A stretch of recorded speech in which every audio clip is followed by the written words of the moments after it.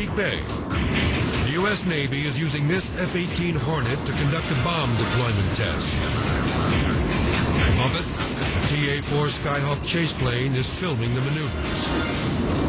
As the aircrafts reach 5,000 feet, the weapon is released. But then, disaster.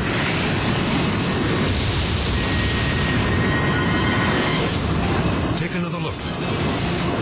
The 250-pound bomb clips the right wing of the Skyhawk, causing the plane to spin out of control. Another angle reveals that the turbulence from the Hornet causes the projectile to fly directly into the path of the other plane.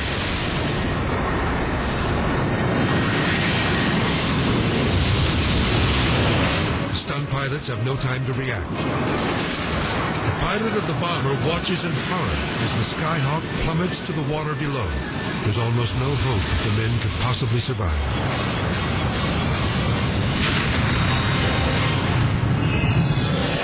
But watch again.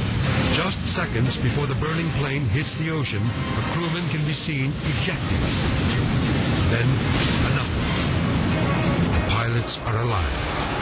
The parachutes open, and they safely glide to the bay.